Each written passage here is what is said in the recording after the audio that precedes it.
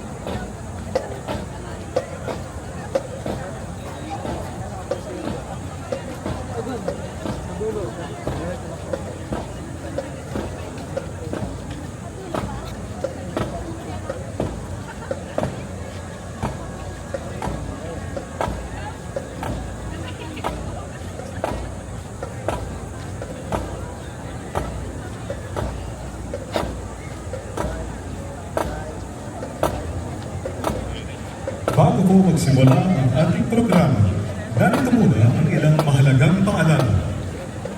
Maaari pong ilagay sa silent mode o patayin ang inyong mga cellphone upang maiwasan ang anumang abala sa programa. Ipinapakiusap na matili po tayo sa kanilang upuan at iwasan ang paglibot sa venue, lalo na sa pagdating ng Pangulo ng Republika ng Pilipinas. Mahigit pong pinagbabawal ang paggamit ng flash photography habang ginaganap ang programa. At panghuli, kapag narito na po ang Pangulo, inaasahan po ang lahat na manatili sa loob ng venue hanggang sa kanyang pag-alis. Maraming salamat po.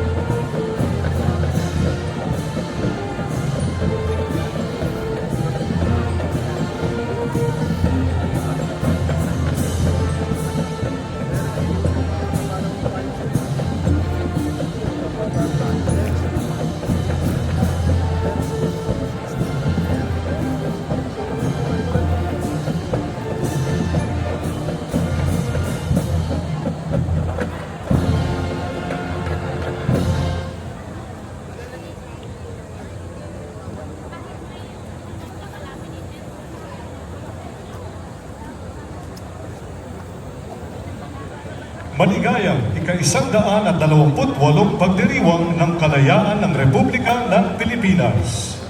Ngayong taon, ating ginugunita ang ika-128 anibersaryo ng ating kasarinlan sa temang ang kalayaang pinapangarap.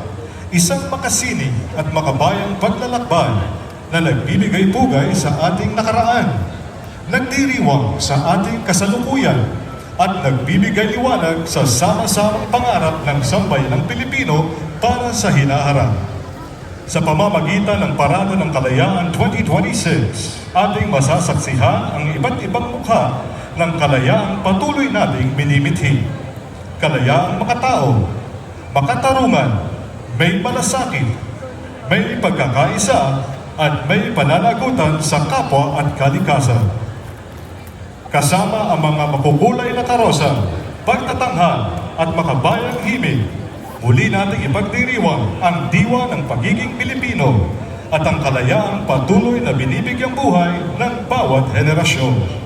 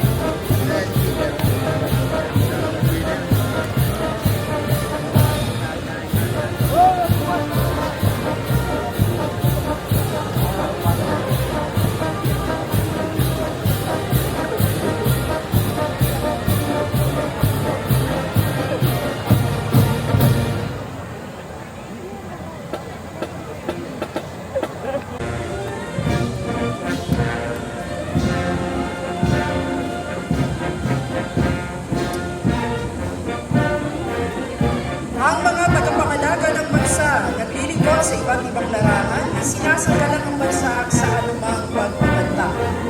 Bumubungad po ang parada na pinabibilangan ng mga kawan Pilipino ang mga kasapi ng ating sandatahang lakas. Pinamumunahan ito ni Major General Jose Bonifacio at Caleb ng Hukbong Himpapawid, ang kanyang kalipunan, Colonel Leopoldo Sardenta Ford at Christopher Pablo ng Air Force, Captain Alan Canaleja ng Navy, Colonels Ronaldo Urbano, Navy Marines, Rafael Jason Talipan at Edward Tenyo ng Army.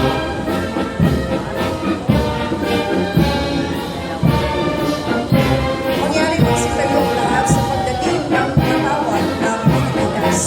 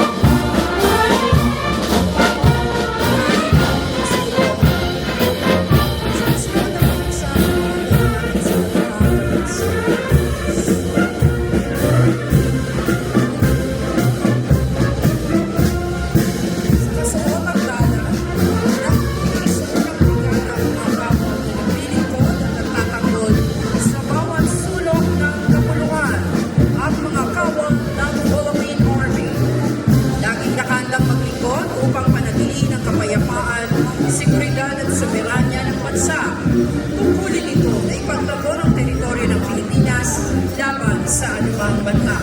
Isinasagawa ang mga pagtulong sa mamamayan sa panahon ng kalamidad at krisis.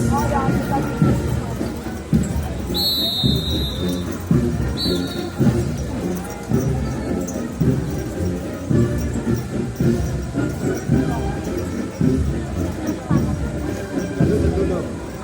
Dati na. Dulo. Ito lang. Diretso lang yan. Sa likod.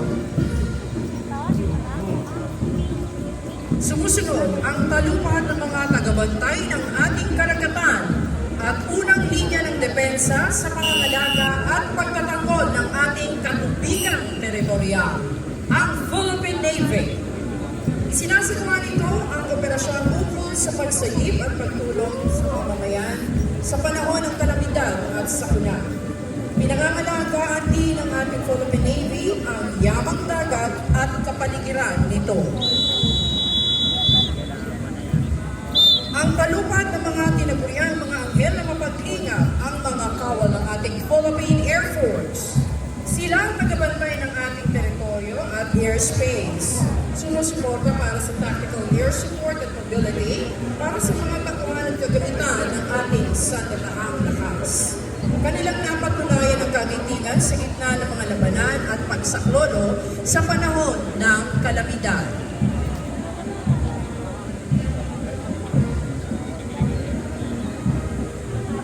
Ang pangalawang brigada sa kasuotang Battle Dress Attire, binubuo ng Special Operations Forces o tinaguriang Elite Forces ng ating sandatahang lakas ng Pilipinas. Nangunguna ang talupad ng Scout Ranger at Special Forces ng Philippine Army. Binubuo ito ng mga indibidwal na nakakatap ang kanilang kasanayan. Sinusuot nila ang small unit operations mula reconnaissance, intelligence, demolitions, jungle warfare, unconventional warfare, mga operasyon kontra terorismo at iba pang mga pagbabanta sa pagsupil at kalayaan ng demokrasya ng bansa. Narito ang Special Operations Forces ng Navy, Naval Special Operations Command, Force Reconnaissance Group, at Philippine Marine Corps. Ang mga unit na ito ay sinanay sa natatanging operasyon sa psychological at unconventional warfare, mapatubig, lupa at ere. Kabilang ang operasyon ukol sa reconnaissance, close combat, demolition, intelligence, and underwater. Sumusunod na po ang mga magigiting na Special Operations Forces ng ating Philippine Air Force, ang Special Operations Wing o SPAW. Nakatuon ang SPAW sa mga operasyon espesyal upang maipagtanggol ang mga base at instalasyon ng Air Force at nagsasagawa ng iba pang mga kaukulang dagdag operasyon. Mula sa hanay naman ng ating pambansang pulisya ng Pilipinas, ang panapagpatupad ng batas at nagpapanatili ng kapayapaan at kaayusan. Nagsisiguro ng kaligtasan ng ating mamamayan at mga komunidad. Nangunguna ang kalupad ng mga kadete mula sa kanilang Philippine National Police Academy. Inuubog ang karakter ng mga kadete ito upang mamuno sa hinaharap ng nananaig ang paglilingkod, karangalan at justisya. Gayon din bilang mga Diyos, responsable at respetado mga public safety officer.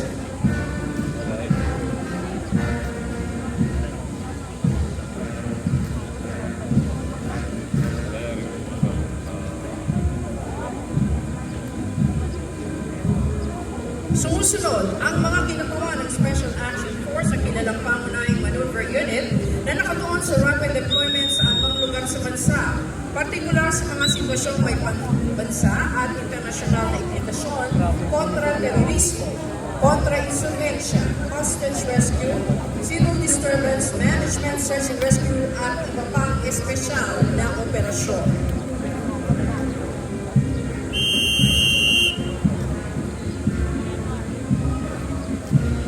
Sinusundan ito ng pinagsamang kumpanya ng PNP Aviation Security Group at EOD K9 Group. Bilang espesyal na unit, sinisiguro ng PNP at sa group ang kaligtasan sa mga paliparan ng bansa laban sa opensiba ng mga gawaing terorismo, katuwang ang Explosive Ordnance Disposal at K9 Group para sa bomb detection, disposal operations at seguridad sa mga pampublikong lugar at mahahalagang aktibidad. Kabilang pa rin sa hanay ng kapulisan ng National Capital Region Police Office, nakaisa sa pagpapanatili ng kapayapaan, kaayusan at kaligtasan ng ating komunidad. Kaagapay para sa isang maayos, tahimik at ligtas na pamayanan.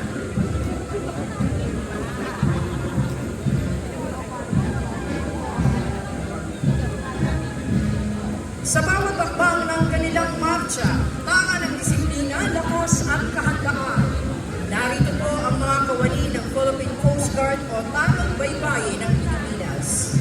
Ipinamamalas ng mga kawani nito ang katapatan sa kanilang tungkulin at patuloy na ginagampanan ang mahalagang misyon na protektahan ang buhay at ari-arian sa karagatan.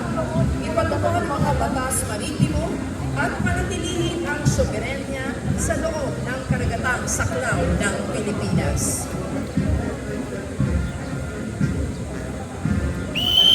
Nakikita rin ang mga kawani ng Tangang Baybayin sa kanilang mataas na antas ng profesionalismo at disiplina, umaakot sa iba't ibang tungkulin mula sa search and rescue o pagpatupad ng batas sa karagatan, pagtugon sa mga sakuna hanggang sa pangangalaga ng kalikasan.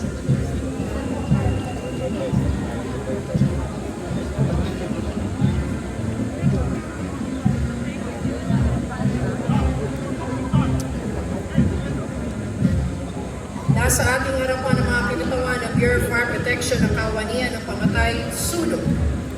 Responsable ang ahensya nito sa pagsisiguro ng kaligtasan ng mamamayan sa pamamagitan ng pag-iwas o supresyon ng panganib at kapinsalang dulot ng sulok. Bahagi ng pagsisiguro ng Bureau of Fire Protection ang pagtuon sa mga paalala at mga hakbanging laban sa sulok. Ang edukasyon sa fire safety, fire protection, at life safety systems. Ang ahensyang ito ay pinangangasiwaan ng Department of Interior and Local Government o DILG.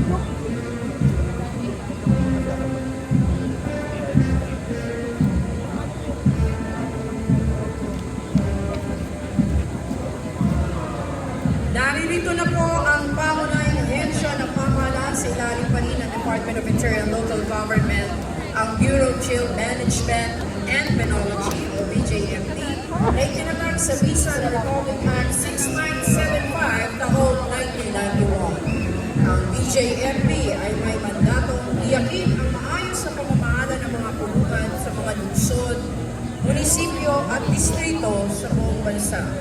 Pangunahing tungkulin ng ahensya ang pangalagaan ng karapatan at kapakanan ng mga persons deprived of liberty o PDL. Nakasalukuyang sumasailalim sa investigasyon, naghihintay ng atod o sentensyado ng 3 taon kababa. Sinusulong ng ahensya ang ligtas at makataong pamamalakad sa mga pasilidad militar.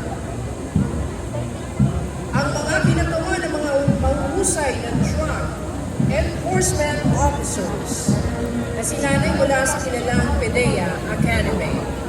Sila na pangunahing tagapagtanggol ng bansa laban sa illegal na droga, ang Philippine Drug Enforcement Agency sa mahigit 2 dekada ay nagpapatupad ng mga batas kontra droga sa bansa sa pamamagitan ng pagbawas sa demand ng droga, pagpigil sa supply at rehabilitasyon ng mga biktima ng droga.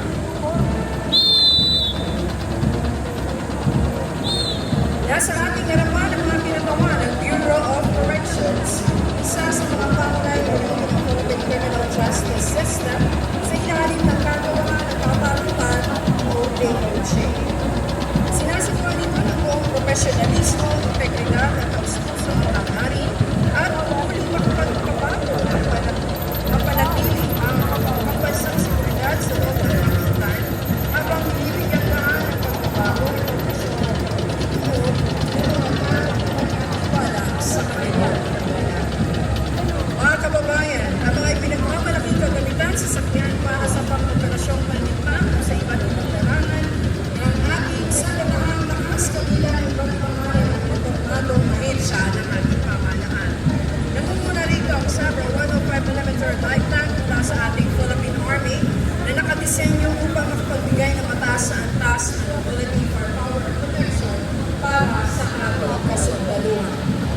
simbolo ito ng kahandaan, lakas at determinasyon sa pagtatanggol ng ating bayan at soberenya nito. Natutunghayan naman natin ang Atmos 155mm self-propelled howitzer. Uri ng artillery asset na long range, mabilis na gumalaw, makakabit mismo sa truck na may mataas na mobilidad, mabilis na i-deploy, maikling oras ng pagtuon, at maaaring gamitin sa lahat ng lugar ng lupain.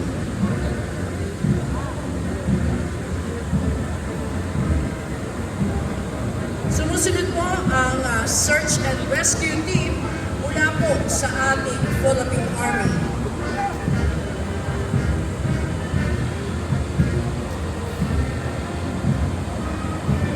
Sasagawa sila ng mga operasyon kaugnay po ng humanitarian assistance and disaster response.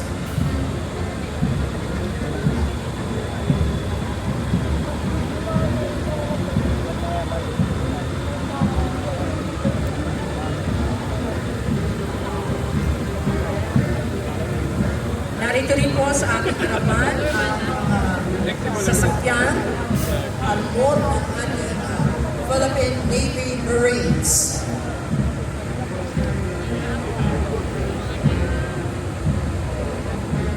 Nariyan po ang V300 at ang V150.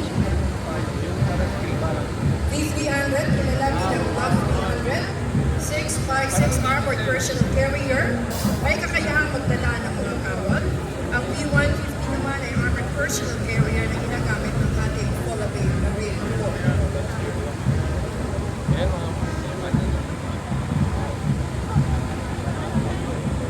Nariyan din po ang 155mm howitzers mula pa rin po sa ating Philippine Navy Marines. At nasa ating harapan ang 105mm howitzers na pawang mga gamit bilang artillery asset. Ang military ulan ang ating Special Operations Forces ng ating Philippine Navy. Mabilis at magang na sasakyang pandagat na ginagamit para sa mga operasyong pandagat tulad ng pagpapatrolya, search and rescue, paglilipat ng mga tauhan at kapitan, gayon din ang maritime interdiction. Nasa ating harapan ang C3 van, command, control, and communication van ng ating Philippine Navy na nagpapadala tumatanggap ng mga kapusan o bahagi ng informasyon, koordinasyon ng mga sasakyang pandagat, pangipapawid at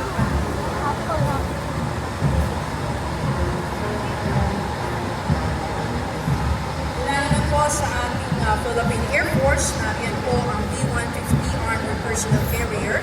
Sasakyang pandigma ginagamit para sa seguridad at depensa ng mga basing panghimpapawid.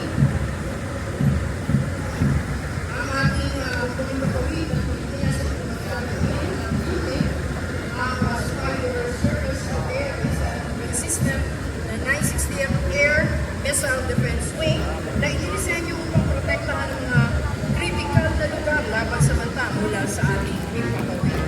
Ang TPS-14ME ay mobile at long-range na air surveillance.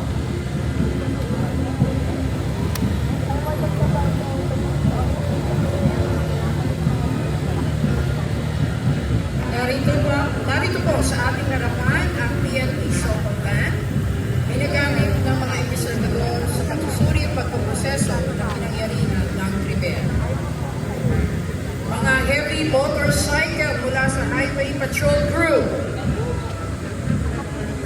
Mga light motorcycle mula po sa NCRP. Mga sasakyang bawang gamit sa mga kukunin ng gawain sa pagpapatunayan, gawain at inisyatibo, pagpapatrolya at pagpapanatili ng police visibility.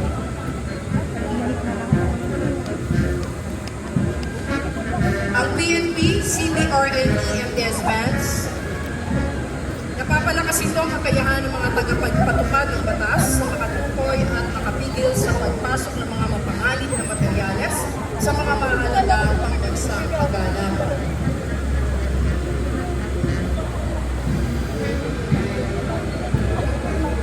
Ang ating SWAT vans, magaan, matibay at matatag na sasakyan gamit para sa paghatid o pagdadala ng mga tropa o kargamento para sa mga espesyal na misyon.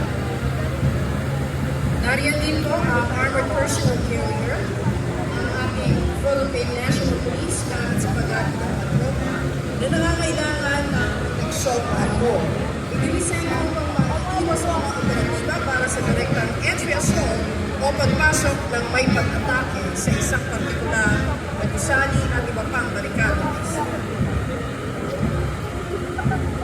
Narito po ang PNP High-Speed Tactical Watercraft, sasakyang pandagat na napakadali na manioba, mainam para sa mababaw na katubigan, maaaring gamitin sa maritime interdiction o pag-aari sa dagat, mga seaborne operation ng Special Action Force, Maritime Group at iba pang espesyal na unit.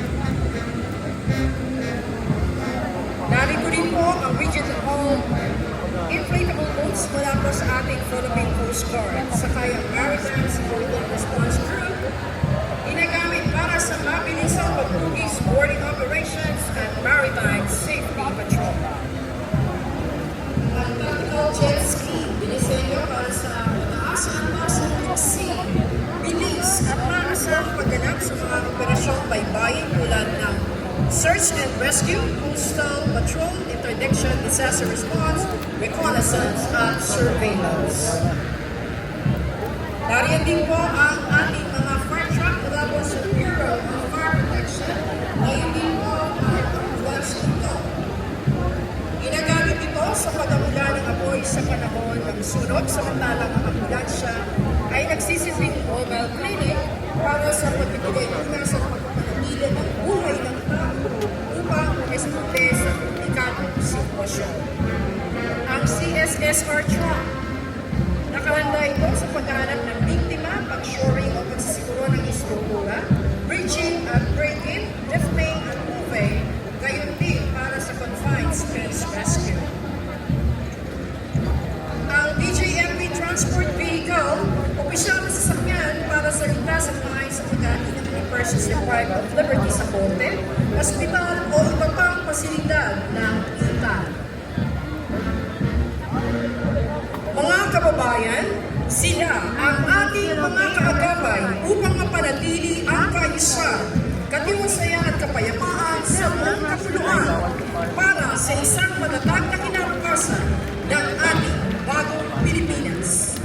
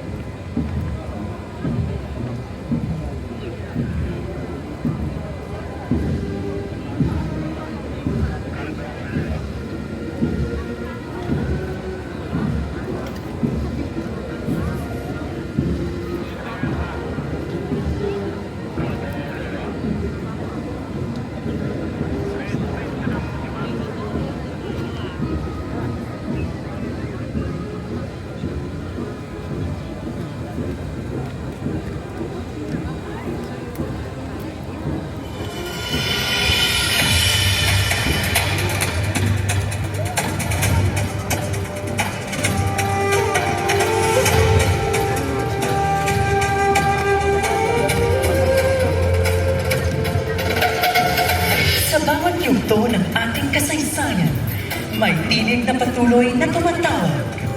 Tinig ng bayan, tinig ng kalayaan, tinig ng pangarap ng sambayanang Pilipino. Ngayong ika-128 taon ng ating kasarinlan, muli nating tunghayan ang paglalakbay ng Sarimanong, tagapagdala ng diwa, alaala at mithiin ng Pilipino. At sa kanyang paglipad, ating tuklasin. Ano nga ba ang kalayaang pinapangarap?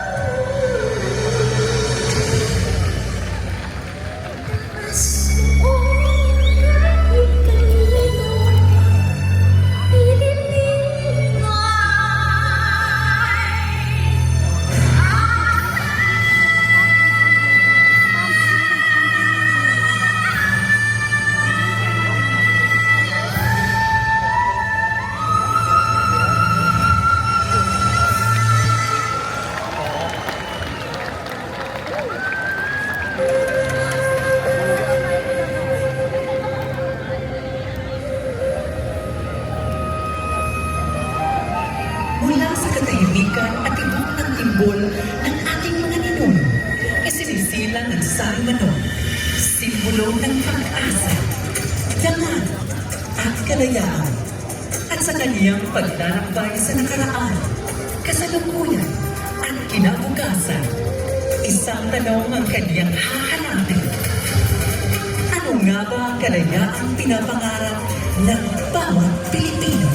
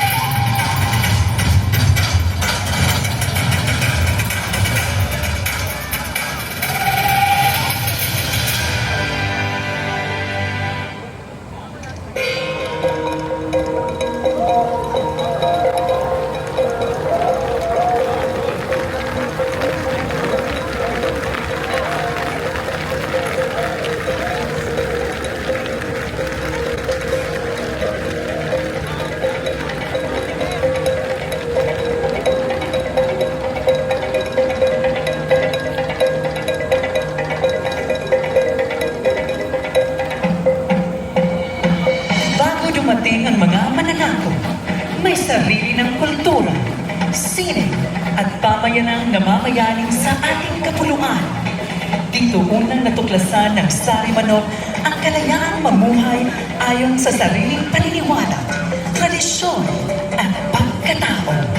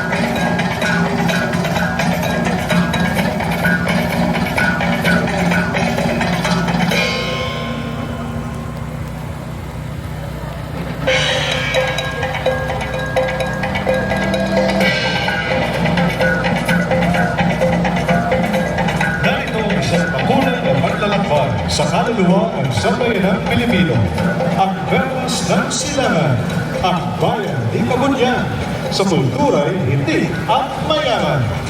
Mula Luzon, Visayas hanggang Mindanao, nabubuhay ang yaman ng ating kultura. mga epiko, pagdiriwang at mga tradisyong pinana sa ating mga ninuno. Sa pamamagitan ng karosang ito, muli nating binubuo at inaalala ang mga alaala ng bayan. Mga alaalang hindi kailanman dapat malimot. Sapagkat ang kultura ay hindi lamang bahagi ng ating kasaysayan. Ito ay kalayaang iniingatan at buong pagmamalaking ipinapasa sa bawat henerasyon.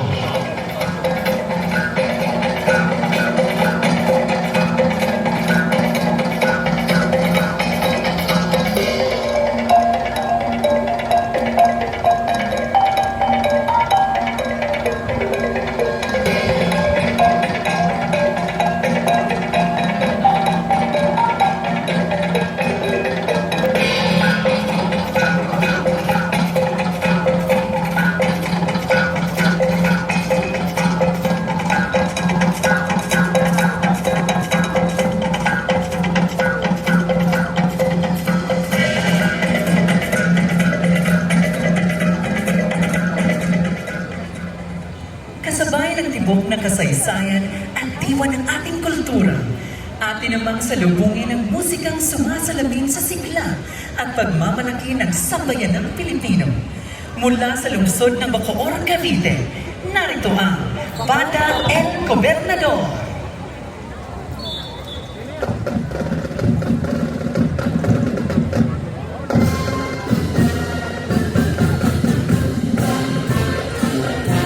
Ang Banda El Gobernador ng Bacoor, Cavite ay isa sa mga pinakatanyag na marching band sa lalawigan. Kinikilala sa loob at labas ng bansa sa pagrepresenta sa Pilipinas sa mga prestigyosong kaganapan tulad ng sa 127 araw ng kalayaan ng Pilipinas Parade sa New York City. Bilang kampiyon sa Bacoor Festival 2025 Marching Field Show Competition at itinanghal na Best Marching Band sa Antipolo City Fiesta 2025. Patuloy nitong ginagampanan ang papel bilang tagapagtaguyod ng mayang pamana ng musika Caviteño.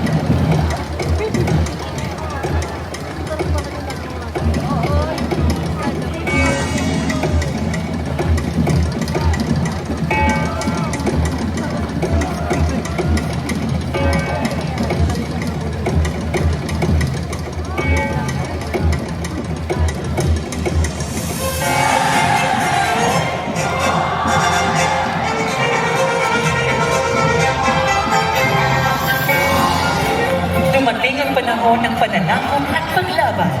Ngunit sa bawat sigaw para sa kasarinlan, higit na tumibay ang tapang at pagkakaisa ng sambayanan. Dito natutunan ng Sari Manok na ang kalayaan ay ipinaglalaban at ipinagtatakbo.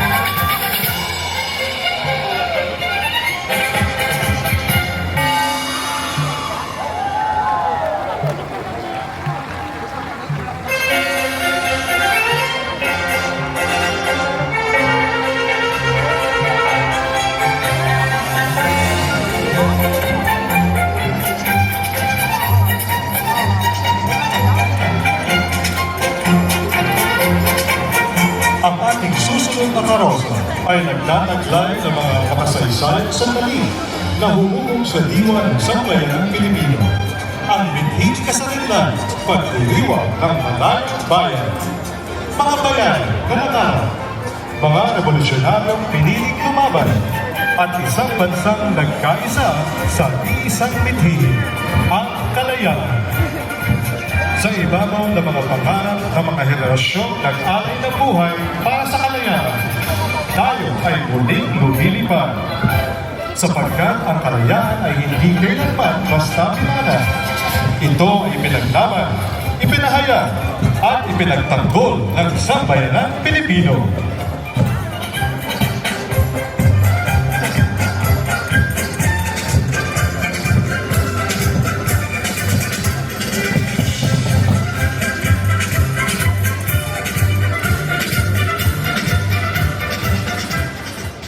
Sa pagpapatuloy ng ating paglalakbay tungo sa mithiin ng kasarinlan, atin namang tunghayan ang himig ng pagkakaisa at makabayang diwa.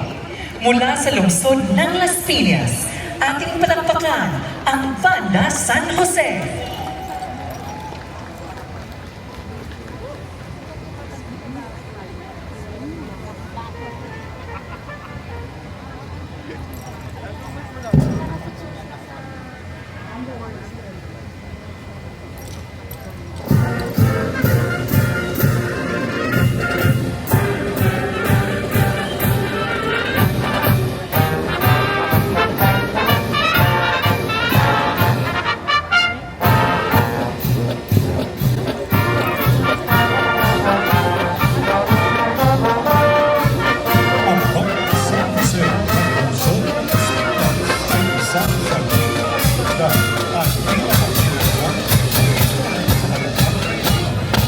Kami mahigit sa 7 dekada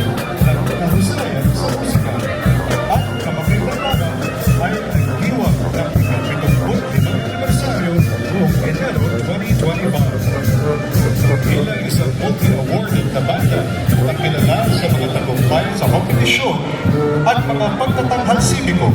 Nananatili itong mahalagang sagisag ng kultura ng lungsod ng Las Piñas.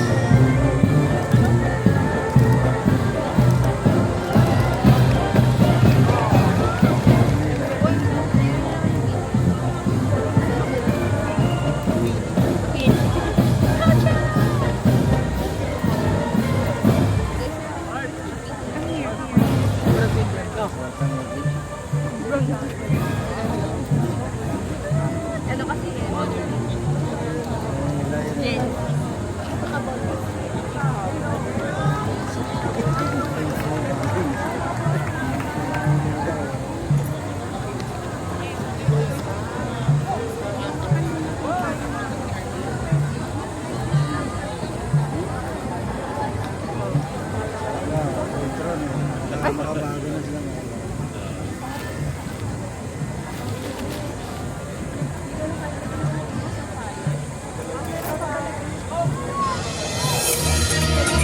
Sa makabagong panahon, nasasaksihan ng Sari Manok ang mga Pilipinong patuloy na bumabango, nangangarap at lumilikha ng mas mabuting kinabukasan. Dahil ang kalayaan ay hindi lamang politikan, ito rin ay kalayaang matuto, magtagumpay at mabuhay ng may dignidad.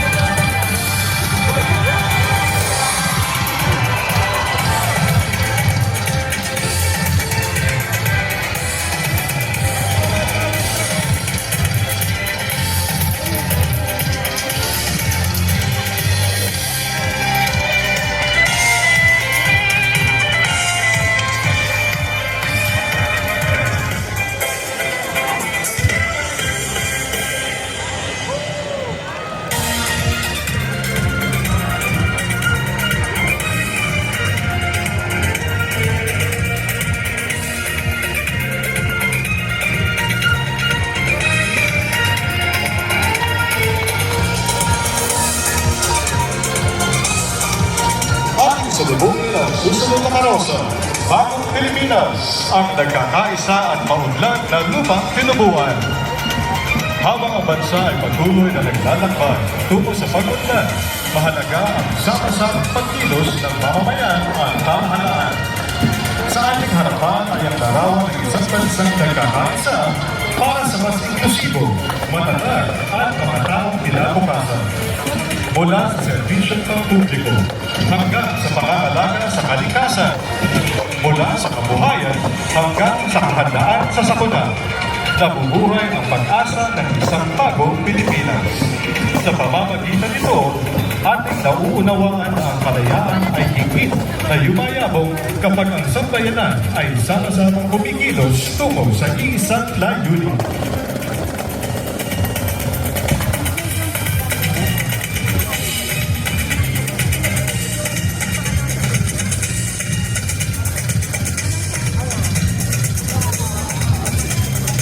Sa bawat Pilipino na patuloy na mangarap at kumilos para sa bayan. Narito ang pinagmamalaki ng Santa Maria, Bulacan, ang Banda 85 ng Santa Maria, Bulacan.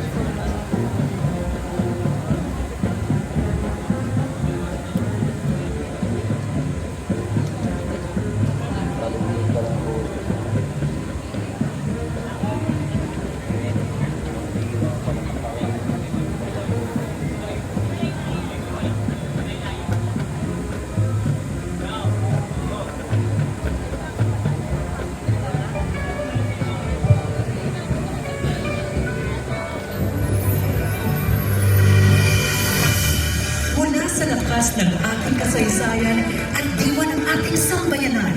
Tumatayo ang Pilipino bilang isa, nagkakaisa, may pagmamalaki at handang humarap sa mundo ng may dangal at iwanan sa sarili. Habang iwinawagayway ang mga watawat ng mga bansa, muling lumilipad ang sarimanok.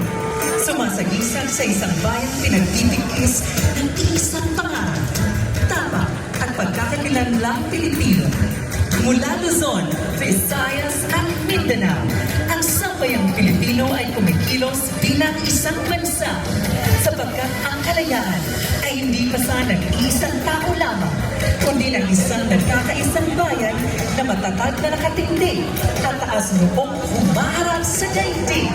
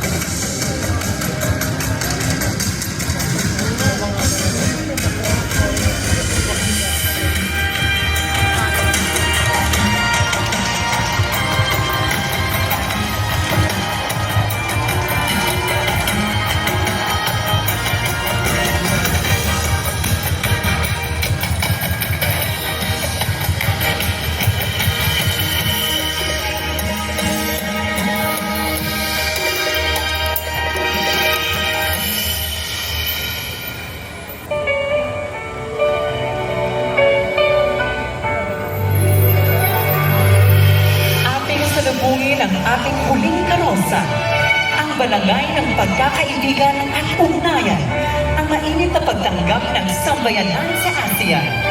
Mula sa sinaunang karunungan ng ating mga ninuno, muling naglalayag ang balangay, simbolo ng pagkakaisa, pagkakaibigan at likas na pagkakapagpatuloy ng mga Pilipino.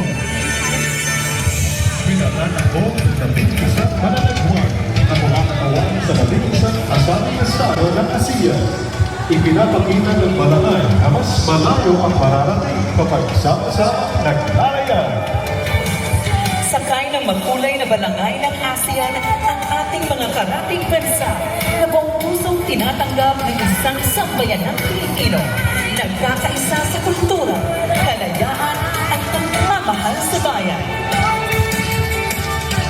Bukas para sa ASEAN, bukas para sa mundo, taas noo bilang Pilipino.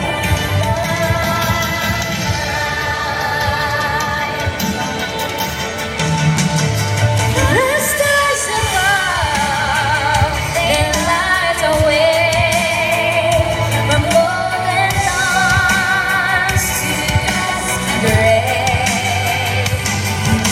We share the hope today, on every shore we dream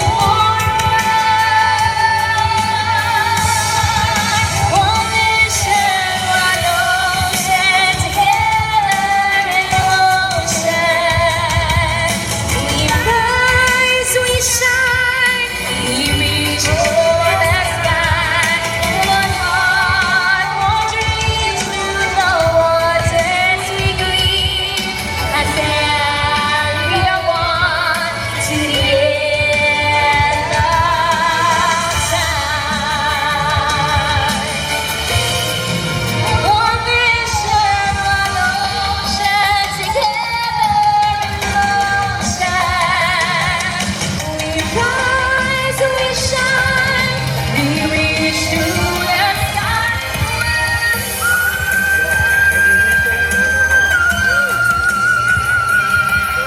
ASEAN, we are one to the end of time.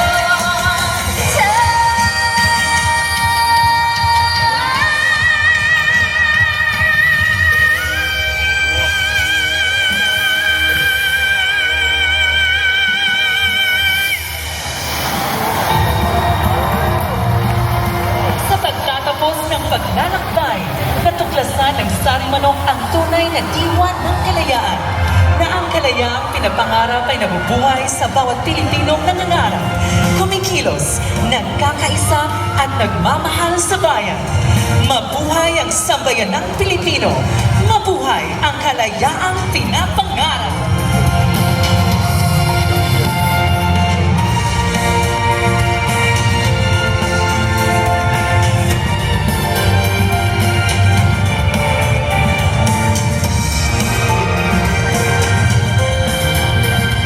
Sa pagtatapos ng makabuluhan at makabayang paglalakbay na ito, muli nating naalala ang diwa ng ating kasaysayan, ang sigla ng kasalukuyan, at ang pangako ng hinaharap.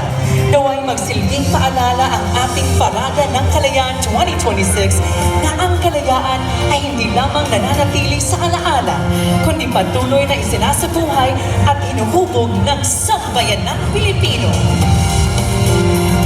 Mula sa mga karosa, pagtatanghang ang mga bayang himig hanggang sa bawat pusong nakibahagi. Ang kalayaan ay nananatiling buhay, pinapangarap, pinangangalagaan at patuloy na binubuo ng bawat henerasyon. Maraming salamat po sa inyong pakikiisa at pagdalo. Mabuhay ang Sambayanang Pilipino!